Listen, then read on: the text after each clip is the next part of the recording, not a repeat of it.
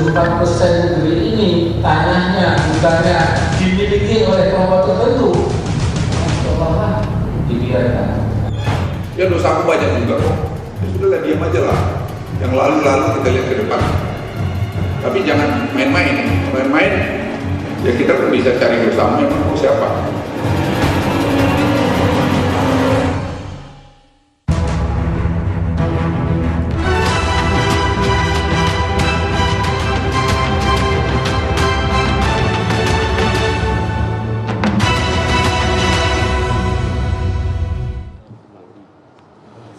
Selamat malam, dua sisi kita mulai. Dalam 2 hari terakhir kita mendengar ada 2 pentolan negeri ini yang berbicara dan kemudian banyak orang mengomentari. Yang pertama, Pak Amin Rais menyebut Pak Jokowi, presiden kita, ngibul. Kemudian dibalas oleh Menteri Koordinator Kemaritiman, awas, saya cari dosanya. Kita perbincangan malam hari ini. Saya ingin komentar pendek dari pernyataan 2 petinggi atau 2 politisi hebat atau 2 orang hebat di negeri ini. Saya mulai dari sebelah kanan, Bung Ahmad Baidowi, Wasekjen atau politisi P3. Ya. 1 kalimat pendek tentang apa komentar Anda terhadap gunjang-ganjing ini? Kaget sih. Kaget, Anda kaget. Bagaimana dengan Atria Dahlan? Saya prihatin. Prihatin. Ini politisi PDIP dan politisi P3. Bagaimana dengan politisi PAN? Komentar Anda pendek. Iya, Pak Amin itu kan selalu mengikuti sunatullah. Jadi beliau itu memberikan peringatan. Ya. Bagaimana dengan Ahmad Riza Patria, politisi Gerindra? Jangan baper lah. Jangan biasa aja. Kaget prihatin, jangan baper. Ya ini perhatian lah gitu ya. Kita lihat tayangan berikut ini karena hal itu tentu saja mengguncang banyak orang.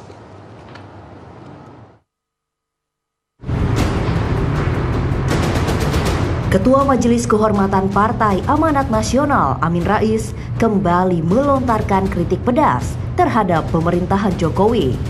Amin menilai jika program bagi-bagi sertifikat tanah merupakan program pembohongan.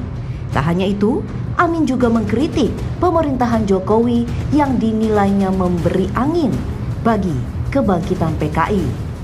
Kenapa rezim ini itu memberikan angin yang amat sangat jelas bagi kebangkitan PKI. Jadi pengiburannya kita harus waspada. Bagi-bagi sertifikat, bagi-bagi tanah di beberapa daerah ya, sekian hektar. Tetapi ketika 74% negeri ini tanahnya bukannya dimiliki oleh kelompok tertentu, itu malah seolah dibiarkan. Seolah tak terima dengan kritik yang dilontarkan Amin Rais, Menteri Koordinator Kemaritiman Luhut Binsar Panjaitan angkat bicara. Bahkan Luhut mengancam akan membeberkan dosa-dosa mantan Ketua MPR ini di masa lalu. Yang senior itu bilang bahwa ngasih sertifikat itu ngibulin rakyat, apanya dikibulin? Dari dulu juga dibagi sertifikat itu, tapi prosesnya panjang, lama, dan sedikit. Sekarang prosesnya cepat dan banyak. Lah salahnya di mana? Jadi asbun aja. Jadi jangan bilang bahwa kita pro PKI, apanya pro PKI? Di mana pro PKI? Dan umpas PKI saya pun ikut umpas PKI kok. Ya dosa aku banyak juga kok. Ya sudahlah, diam aja lah. Yang lalu-lalu kita lihat ke depan. Tapi jangan main-main. Main-main, ya kita pun bisa cari bersama memang mau siapa. Ya, kita tentu berharap rakyat dapat melontarkan kritik dengan bijak. Di sisi lain, pemerintah sepatutnya juga tidak alergi terhadap kritik, apalagi sampai mengancam balik kaum oposan dengan kewenangan yang dimilikinya. Pemirsa, pernyataan tadi membuat kita ingin bertanya-tanya, sebetulnya apa yang terjadi di antara 2 tokoh tersebut? Karena menjadi sangat penting publik mendapatkan penjelasan berkaitan dengan latar belakang dan pernyataan itu sendiri. Bung Atria Dahlan, Anda menyebut Anda prihatin terhadap Pak Amin Rais atau prihatin kepada Pak Luhut? Iya, saya sedih, prihatin, kecewa. Pak Amin Rais itu tokoh, termasuk juga tokoh yang saya kagumi. Tapi saya sayangkan Pak Amin ini harusnya paham yang namanya reforma agraria. paham yang namanya sudah lama kita punya undang-undang pokok agraria yang di dalamnya mensyaratkan bahwa tanah itu berfungsi sosial. Yang dilakukan Pak Jokowi kemarin adalah melakukan land reform, menata ulang ini kepemilikan, ya, penguasaan, pemanfaatan aset yang namanya tanah, yang namanya air, yang namanya juga udara di atas tanah. Ini yang bagiannya. Intinya apa dari land reform itu adalah redistribusi aset. Aset itu harus punya manfaat. Tanah itu harus berfungsi sosial. Tidak boleh satu orang menguasai banyak bidang tanah. Dan juga satu orang pun minimal harus kita kasih tanah seberapa agar dia bisa memanfaatkannya untuk kehidupan dan hidup. Jadi kesimpulannya, Pak Amin Rais dengan mengatakan Pak Jokowi ngibul, itu dia tidak punya data atau dia asal ngomong? Nah, saya ingin katakan tadi bahasanya ini kok negara tidak tahan sama kritik. Bedakan antara hate speech, bedakan antara berita bohong dengan yang namanya kritik. Kalau ini ranahnya sudah memasuki yang namanya kita katakan berita bohong. Apa yang dilakukan?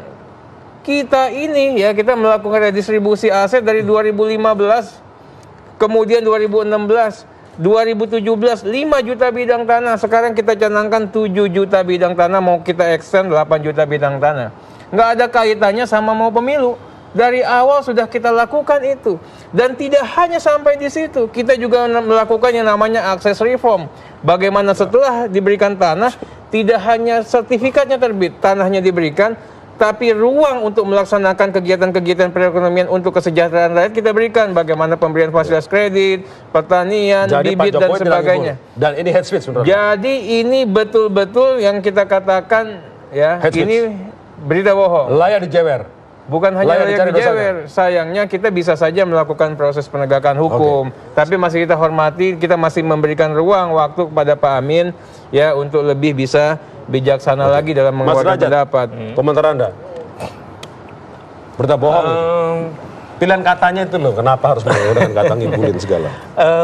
Begini, kalau soal pilihan kata, mungkin kita yang muda-muda kadang terlalu tinggi melihat diri kita begitu, sehingga mengatakan Pak Amin pilihan katanya begini. Tapi kalau kita lihat Gus Dur itu juga cukup nyeleneh juga kan, pilihan katanya juga nyeleneh, tapi nggak masalah gitu. Bu Mega malah pilihan katanya lebih banyak diamnya, tapi juga itu nggak masalah. Karena apa? Karena tokoh-tokoh seperti Pak Amin, Bu Mega, Gus Dur, mereka itu adalah bapak-bapak, ibu-ibu bangsa kita. Dan dengan apa yang beliau sampaikan, Pak Amin dengan pilihan kata-katanya itu, Gus Dur dengan di luar out of the box-nya itu, Bu Mega dengan kediamannya itu, itulah yang membawa bangsa kita ke dalam alam demokrasi sehingga kita jadi bebas berbicara sekarang. Yang memberi kesempatan kepada orang-orang termasuk seperti Pak Jokowi untuk bisa jadi presiden. Kalau seandainya, ya, tokoh-tokoh seperti Gus Dur, Pak Amin tidak memimpin gerakan langsung, Bu Mega tidak dengan kekehannya memimpin PDIP walaupun ditekan oleh rejim Pak Harto, ya. Kalau seandainya itu tidak dilakukan, mungkin tidak ada kesempatan buat orang seperti Pak Jokowi akan jadi presiden, tidak ada kesempatan buat orang Pak Luhut menjadi menteri, Termasuk tidak ada DPR kesempatan buat kita, dan mungkin TV One tidak pernah ada karena tidak ada kebebasan. Jadi yang ingin saya sampaikan adalah tokoh-tokoh seperti beliau itu dengan kekhasannya masing-masing itu sudah membawa bangsa kita menjadi seperti sekarang ini. Karena kekhasan itu Anda minta excuse bahwa Pak Amin Rais boleh kayak gitu tuh. Ya seperti kita memberikan maaf kepada Gus Dur dengan segala dengan segala keunikan beliau, kita juga memberikan maaf kepada Bu Mega dengan segala keunikan beliau. Jadi artinya justru dengan keunikan Pak Amin inilah beliau bisa membawa perubahan rejim dari jangan-jangan dengan kekhasan itu dia hendak menutupi bahwa dia nggak punya data, cuma untuk mendorong Pak Jokowi seperti itu. Kekhasan Pak Amin itulah yang kemudian dipakai untuk memberikan peringatan sekarang kepada Pak Jokowi. Jadi yang dimaksud oleh Pak Amin adalah, kalau soal memberikan sertifikat itu kan memang itu tugas negara, ya. Tapi saya pribadi mengapresiasi bahwa Pak Jokowi mempercepat pemberian sertifikat itu. Karena dulu-dulu memang lambat. Anda mengapresiasi? Saya mengapresiasi. Pak Amin tidak tapi? Beliau mengapresiasi ya bahwa itu dipercepat ya pemberian sertifikat itu, walaupun kita tahu juga bahwa sebenarnya realisasinya kan masih jauh dari targetnya Pak Jokowi sendiri kan, faktanya kan realisasinya percepatan sertifikat itu. Tapi itu isu lain ya. Namun Pak Amin pengen bahwa kita jangan hanya di permukaannya saja, ya, jangan hanya permukaan saja. Lihat kepada the crux of the problem, inti masalahnya. Inti masalah. Anda bisa menerima penjelasan itu, Bung Arteria? Ya, belum ada. Saya hanya menyayangkan gitu. Justifikasinya saya katakan tidak tepat. Ya, pengakuan salah itu harusnya kan diakui. Kalau bicara maaf, tentunya kami kan memaafkan. Semuanya kan ruang pada pintu maaf itu kita buka seluas-luasnya. Enggak, ini bukan tapi kalau perbuatan itu dikatakan itu punya kekhasan, saya katakan itu dua hal yang berbeda, Mas. Itu kita katakan begitu. Kemudian saya juga ingin sampaikan, tadi dikatakan ini kan kewajiban negara. Dalam konteks redistribusi aset ya, tidak ada kewajiban negara. Ini ada baru dilakukan oleh Pak Jokowi. 7 presiden sudah, tapi yang bisa melaksanakan yang namanya land reform, yang di dalamnya ada inti yang namanya redistribusi aset, itu zamannya Pak Jokowi. Kenapa begitu? Sudah karena ada, tidak sebelumnya sudah ada. Tidak yang begitu masih. Tidak masih. Ya, kenapa begitu, Mas? Karena orang tidak akan mau masuk ke mengganggu comfort zone. Ini yang dilakukan Pak Jokowi kan mengganggu comfort zone. Bagaimana inventarisasi tanah terlantar, tanah-tanah BUMN diambil, yang tadinya nggak punya sertifikat dipaksakan hadirnya sertifikat. Sehingga apa? Ya, ini yang kita katakan tadi, Pak Jokowi memastikan negara hadir, walaupun apa resikonya Pak Jokowi bisa dipermasalahkan secara hukum. Sebentar, sedikit aja.